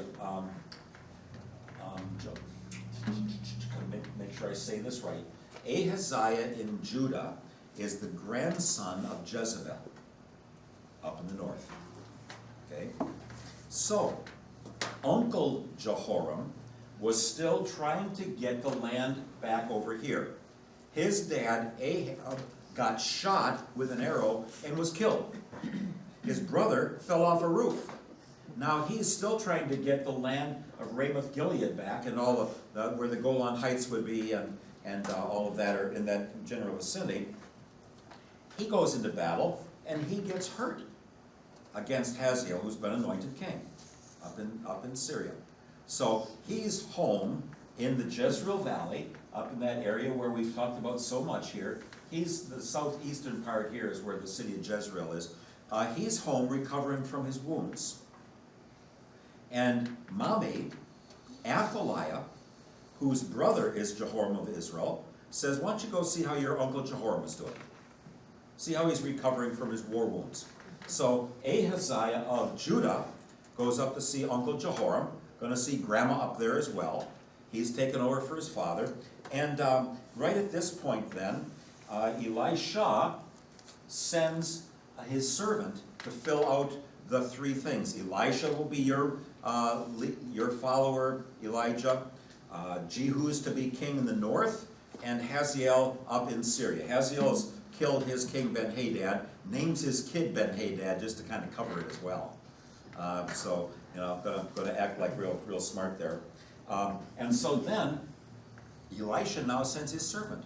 He says, Jehoram is still recovering over here, but up here in the north, they're still trying to get the land back from the Syrians. Go and find General Jehu and anoint him to be king. So this young fella goes with a horn of oil, says to Jehu, can I talk to you for a minute? Yeah, let's step outside where it's quiet. Pours the oil over him and says, you're the new king of Israel. And then he runs away.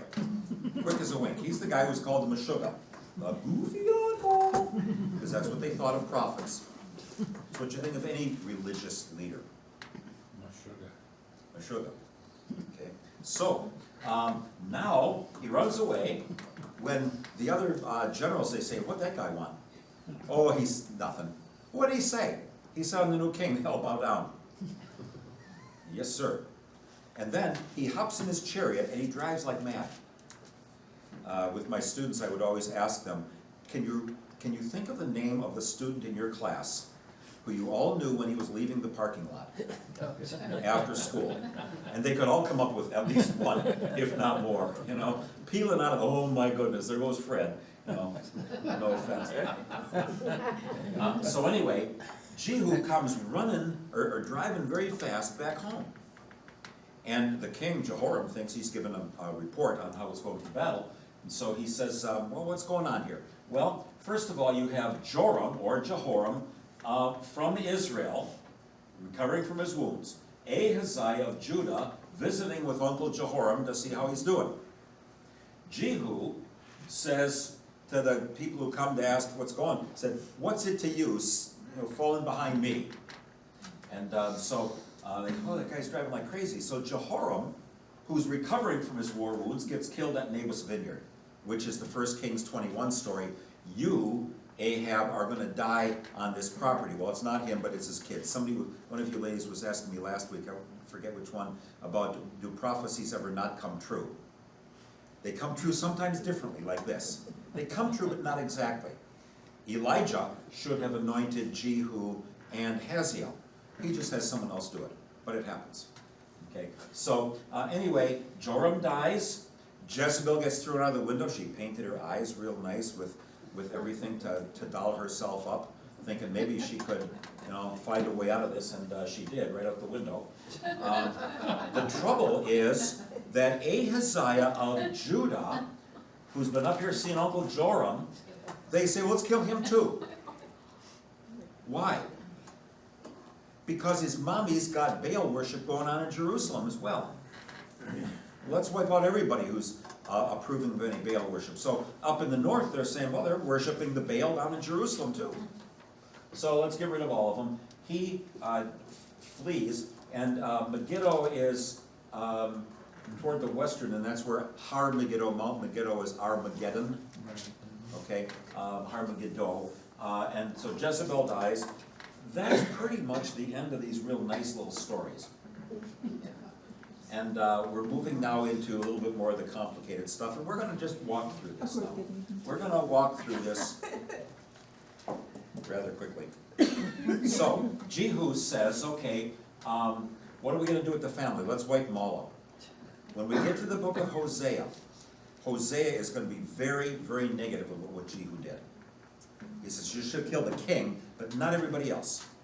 Well, the best way not to have somebody come back and try and kill you, kill them all off. And so Ahab's 70 sons are killed, all their heads get thrown in the basket and get dumped out by the city the next day. Jehu says, oh, I didn't tell you to do that. Thank you. So, wink and a nod and acts like he's innocent. The family of Ahaziah down in Jerusalem all gets killed. All of them, every last one of them, right? Except one. Everybody but one. Ahaziah's sister grabs a little baby Joash, who's 1 year old, and spirits him away along with his nurse, and they keep him in a safe spot so grandma doesn't know that he's still alive. Right? Grandma Athaliah now becomes the queen in Jerusalem. She says, I'll make this place, maybe they killed my brother up there, but I'm going to make this place what it should be up there. They killed my mom, but I'm going to make this the place for worshiping Baal. And so she has a Baal temple somewhere there. The only priest that we know named Matan, the only Baal priest we know from here in Jerusalem. And so Jehonadab of Rechab helps Jehu to kill everybody that they can then of the Baal worshippers. So Jehu acts pretty nice. I'm going to get rid of all the Baal worship. And at this point, Hazael wins. So they don't go back and try to reclaim that land up over there that they were fighting against Hazael for. At this point, they just say, forget it. And so the land east of Jordan stays under the Aramean control, the Syrian control. Well, Ahaziah's mother now seizes control in the south. Baby Joash gets spirited away with the nurse, and at age 7, the high priest Jehoiada says, okay, it's time now to kill Athaliah. See, sometimes we're not unhappy when somebody gets killed. The 42 kids, that's kind of a problem.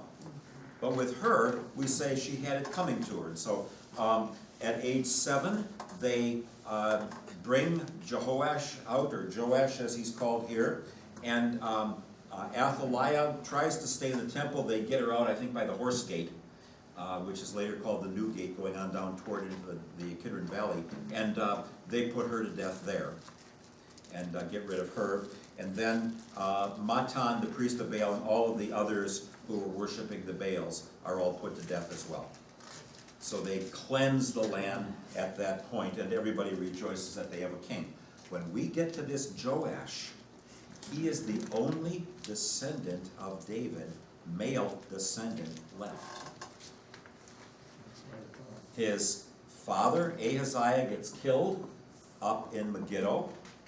And I think I said Jehoram's relatives. It's Ahaziah's relatives, his uncles, who would have been Joash's uncles, who had been killed. And so there is almost nobody. This is the thinnest thread. You want to know how the story is told and what they're really saying? God made a promise to David, and he just kept it. But in all of the muddle of all these names, you might have missed that. You might have said, no, he's the only one left. And from there on, and he's going to get killed later for giving away a bunch of the loot. But then he has a child that becomes king. He's going to get killed. Then others along the way. But this is the narrowest little thread. This is the hourglass at its narrowest point. Okay, and so part of it is, wow, look what happened here. Chapter 12 then. Now in Judah, Joash, or Jehoash as he's also called, and sometimes they're called one because of the northern kingdom, I believe, is the one that uses J-O, and the southern kingdom J-E-H-O. So they would just have the same name, or a very similar pronunciation, depending on north or south. But anyway, here what we learn in Kings is that Joash reigns for 40 years, and when Jehoiada is high priest, he does everything that's right, except he leaves those high places. The priests are supposed to take money that was offered to them for various sacrifices to redo some of the stuff in the temple. They don't get around to it. So then the king says, okay, put a box there. And it might be the Levites who carry the money over the box. But he says, put a box in there, and this is not money for your sacrifice. This is not your regular Sunday offering. We need an extra offering. And so put in extra money for repair of the building, for putting in the air conditioning, and those kinds of things. So don't take the money you were going to put in there and just put it over here. This is an over and above additional thing. And it says the workers dealt honestly. That may be the biggest surprise in the whole Bible. But then we are told that Hazael took Gath. Where's Gath? Well, there's an easy answer to it. Nobody really knows. But everybody knows kind of where it is. Gath is one of the Philistine cities over here. So Hazael from up here is now controlling the entire trade route down to Egypt. Which means he can come and push now into Jerusalem and make trouble up in Jerusalem as well. And so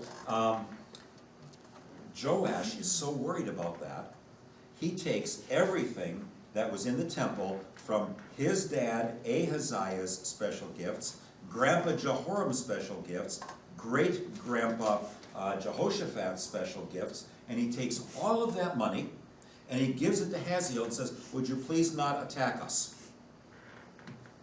He bribes him off.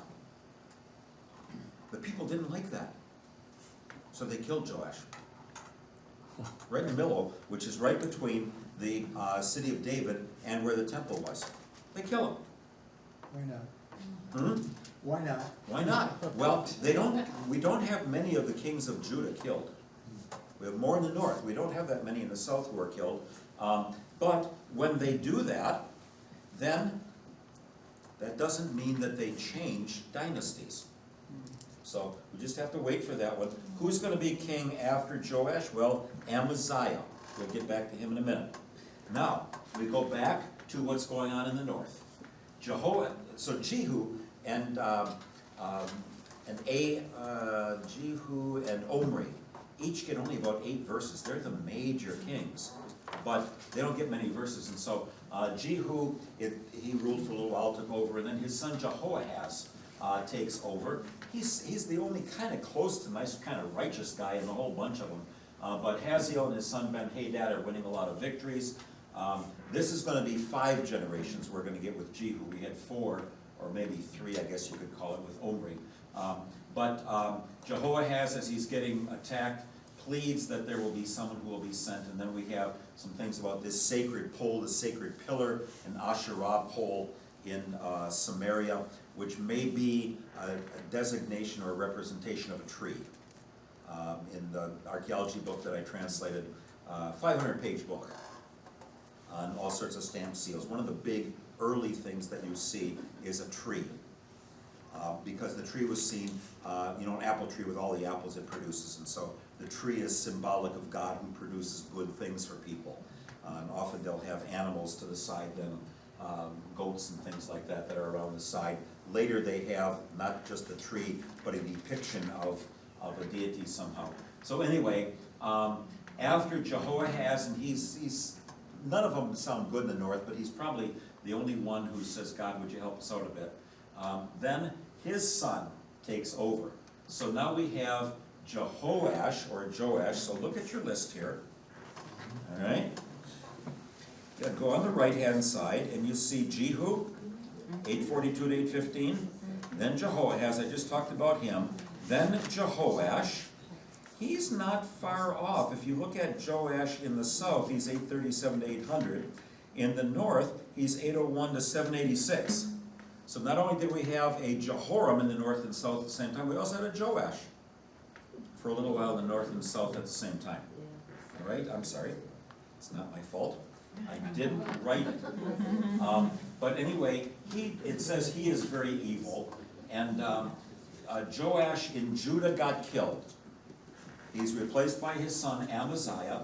And Amaziah has won some victories in battle down by the Edomites. And he says, I'm going to go take the northern kingdom back as well. And so Amaziah starts threatening Joash up in the north.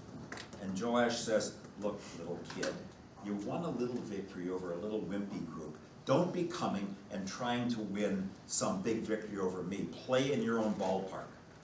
Amaziah does not listen to that. And so the result of it is about 200 meters, about 600 feet of the northern wall of Jerusalem gets knocked down. And Chronicles will fill us in on a lot more of that. We'll talk about it then. I'm sure you'll remember all of this anyway. So Amaziah, because he lost the battle and got a bunch of the city destroyed, he flees to the city of Lachish. And they catch up with him there, and they put him to death. So Joash, who had been saved as a little baby, gets put to death. His son, and you get put to death when you lose a battle. We just vote him out of office, maybe. Or say we have term limits. For them, it was, well, got to get rid of this one, maybe the next one will be better. But if you hand away the land, or you hand away the city wall, wait a minute, we don't like that one. We don't like that happening. And so Jerusalem, for the first time in all of our stories, is actually attacked and defeated. Then, that's about all we hear of Joash of Israel fighting Amaziah of Judah, and then Jeroboam the second. And he's only the second. He's not because he's the son of Jeroboam the first. Jeroboam the first was the first king we had in the northern kingdom. He just happens to have the same name. We call him the second because that's how you distinguish them. So he takes over, and he's going to rule for a good long time. Now here's the deal. If you look at our little sheet, you will see that Amaziah in the southern kingdom rules from 800 to 783. Then his son, remember he just got killed in Lachish. His son, Uzziah, who is known in the king's texts more as Azariah and Uzziah up in the Isaiah material, he rules from 783 to 742. Jehoash's kid Jeroboam II rules from 786 to 746. They each rule for about 40 years.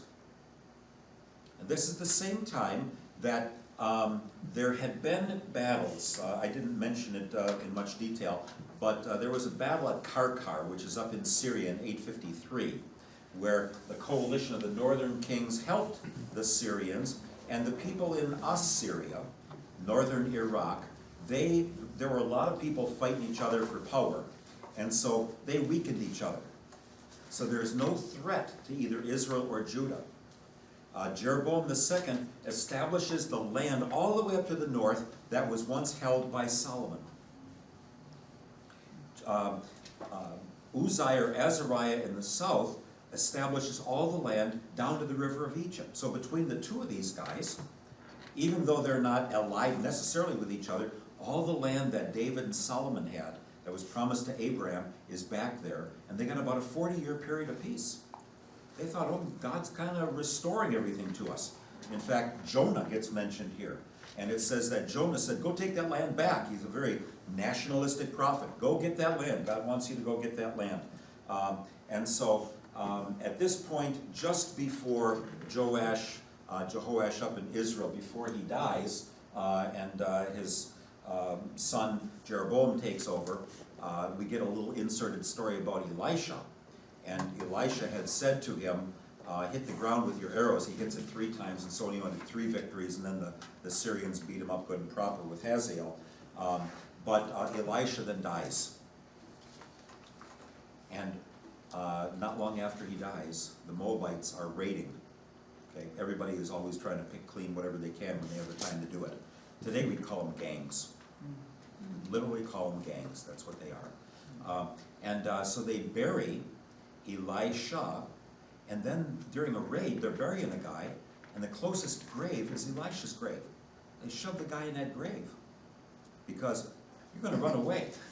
So they throw the guy's body in the grave and head for the hills, and when the guy's body touches Elisha's body, the guy comes alive. So we've got strange stories. Enoch, who walked with God, Elijah, who gets hauled up in the heavens in a whirlwind, the little boy at Zarephath, who's raised by Elijah, the boy here with the Shunammite woman by Elisha, and now Elisha's bones are so holy that when the guy comes against them, he comes alive again. Do you know the story in the book of Matthew? It's in chapter 27. It says, when Jesus died, many of the saints came back alive, and after the resurrection, they came into the city and were seen by many. And poof, that's where it ends. Only in Matthew, and it's based on this. It's the same kind of thing. You die, or you're near someone holy, you get holy, you get brought back to life. That's why when our Lord comes back, we're all going to come back alive. Because we're going to be in His holiest. Then we come back alive again. Okay? We'll push that another time.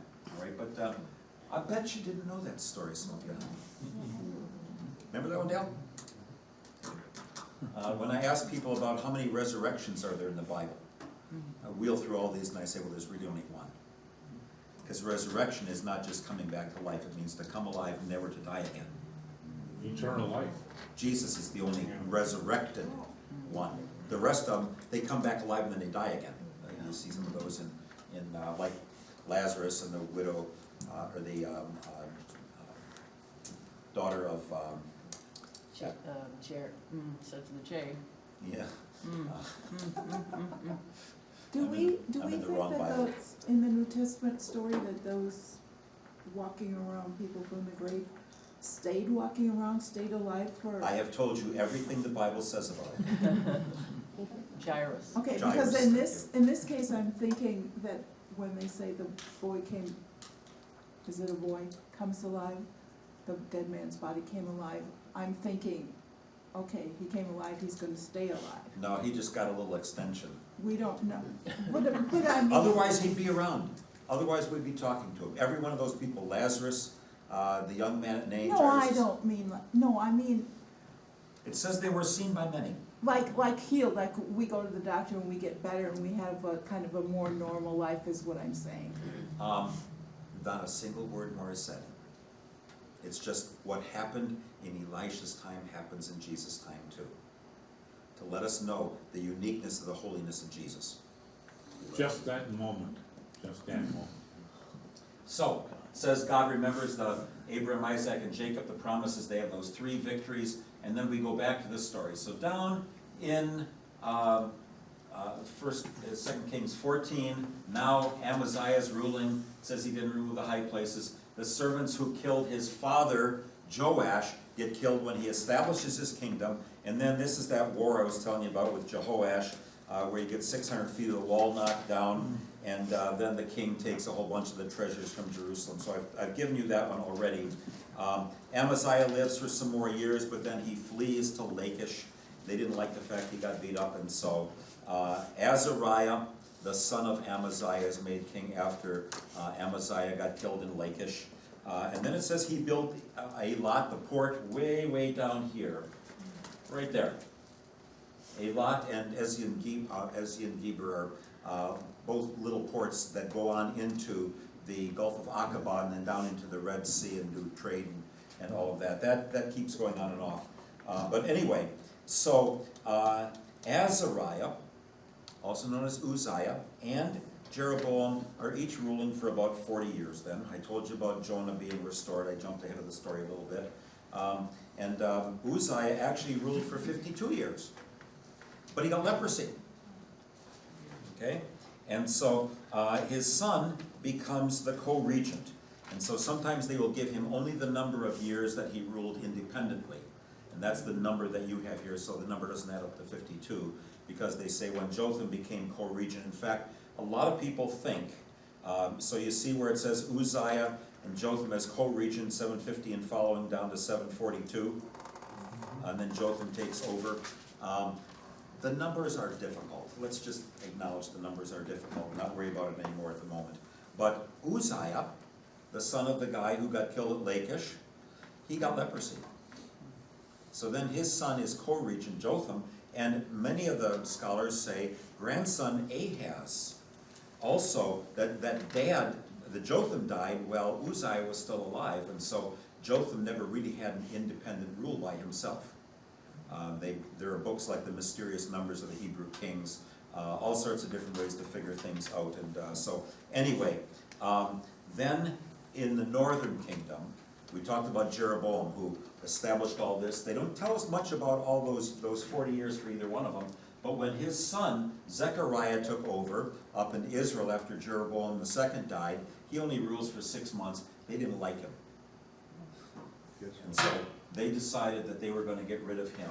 And so there's a guy named Shallum who kills him. He only reigns for 1 month. Remember, Jehu had been told we're going to reign for 5 generations. So now we're beyond the second big dynasty, the Omri dynasty, a big one, the Jehu dynasty, a big one. And now these last guys, most of them, I think Menahem might be the only one who dies a natural death. Maybe Hoshea does, but that's in prison. So Shallum reigns 1 month, and then Menahem takes over. Menahem says, I am going to make peace with those around me. I'm not going to try and fight them. I'm going to make peace. So he collects money from 60,000 of his citizens, if the number is correct, and they're paying tribute money every year to somebody else not to beat them up. So hush money, as it were, whatever you want to say. So he goes against the city, even killing pregnant women and the babies. If you kill the babies, you've kept that people from having an army for the next generation. Dynasty, yeah. And so that's the wicked thing about that. Finally, we get an Assyrian king, Tiglath-Pileser III. And now the Assyrians are coming back again. And the drumbeat is going to roll, and everybody else is going to fall because of them. And so he's paying the tribute money. Then, so Menahem is not liked because he's not giving the money away from the temple, but he's taking the money from everybody else. So they didn't like that. So when his son Pekahiah takes over, he rules for 2 years, and then Pekah the general says, out with him. Sorry for doing this quickly, but it's just the way it is. And so then Pekah ben Remaliah, we're going to see him a lot when we get to the book of Isaiah next fall. He's going to be a major player. He and 50 Gileadites, there's always 50. I don't know why, there's always 50 outrunners, every single one of them, they get their group of 50. But then Tiglath-Pileser starts coming in. He's 745 to 727. One of them who really starts the Neo-Assyrian Empire, and where they really are going to just go and attack everybody. At this point, already in 732, they're trading people in various lands. I've talked to you about that exile, where you simply divide everybody up so they can't join in a rebellion one against another. And so in 732 already, Damascus gets burned down by Tiglath-Pileser, and the northern kingdom is attacked, and Pekah is killed, and Hoshea, the last king, is put in as what they call a puppet king. You will do what I tell you to do, and that goes on for 10 years until he thinks he can get away with revolting.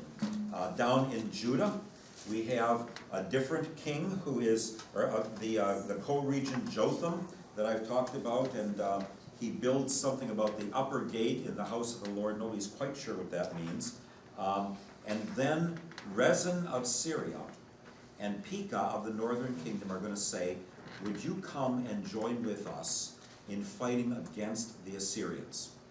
So Tiglath-Pileser was winning, but they didn't like that too much. I'm almost to the end of what we're going to do here now. Ahaz, the son of Jotham, takes over. He rules from when he's 20 till he's 36. We're going to see him in a major way in the book of Isaiah next fall. Finally now, with about the time of Tiglath-Pileser, maybe just 10 years before it, we're now getting into the time of the writing prophets. Amos is 760, then Hosea, Micah, and Isaiah, and probably we're going to do Nahum, Habakkuk, and Zephaniah, and get a little bit toward the end of Judah's time. That'll be our next fall. We're going to do 6 weeks just on Isaiah. Okay, at least that's the plan. And that's not nearly enough time, but at least it's a little bit. And I'm going to work through every line of Isaiah 12 with you, I know that. And most of the other prophets as well. So we'll get a chance to look at that. And then Jeremiah and Ezekiel and Haggai, Zechariah, Malachi, Joel, and Jonah will be in the spring next year. Okay, so it'll be the prophetic, the writing prophets. But anyway, we're going to see these guys named some more, so we'll do some review on that. But anyway, this is when the Assyrians take over. The king in Jerusalem now, instead of Jotham, is now Ahaz. And he actually looks at a plan for an altar up in the north in Syria, and he builds one like that in the temple. They didn't have to. They didn't have to, but he's trying to just butter up the king and say, I'm going to do everything I can for you. And so finally we get to the last king of the north, and that's where we end for today in 2 Kings. Hoshea ben Elah, there are a couple Elahs we've seen earlier, he rules for 9 years. After Tiglath-Pileser died, Shalmaneser V takes over. And he's going to rule 727 to 722. And he's going to try to enforce them paying tribute, because Hoshea tried to ally himself with Egypt and said, hey, get me out of paying tribute to the Assyrians. So Samaria is taken after 3 years. Hoshea probably didn't last that whole time. And then Samaria is destroyed, and most of the rest of the people are taken into captivity. But we've got to look at this at the end. Here's the big summary. Here's, in essence, where 2 Kings probably ended, until the people came south, and they said, these people in the south are doing the same thing they did in the north. The people worshiped other gods. They walked in foreign customs. They did secret things. They built high places. They built pillars. They built sacred poles. Their offerings were made on high places. They provoked the Lord. They served idols. They refused warnings from the prophets. They despised the statutes. They were stubborn. They became false. They rejected the commandments. They made cast images of 2 calves. They made a sacred pole. They worshiped the host of heaven. They worshiped Baal. They passed their sons and daughters through the fire. They used divination, augury, sold themselves to do evil, and the Lord drove them out. So Judah alone was left, and then Judah does the same thing. And the people followed the sins of Jeroboam ben Nebat, so the Lord removed them as the prophets had said. And they bring people from other nations in to the north, and at first there are some lions coming in who are eating the people up. And they're saying, well, that's because you're bringing in other worship practices. Yahweh doesn't like that. The lions, remember, we've seen the lions a couple of times. And then finally, the Assyrian king bring some of the priests from the north back, and they teach the laws of God in the land, even though the nations are still doing their idolatry there. And so it says that Israel forgot, which is the key word all the way through Deuteronomy. 2 Kings 17, if you want to know the short version of what sin is in the Old Testament, I don't think there's anything not there. Okay, thank you all very much. Thank you. On such a high note.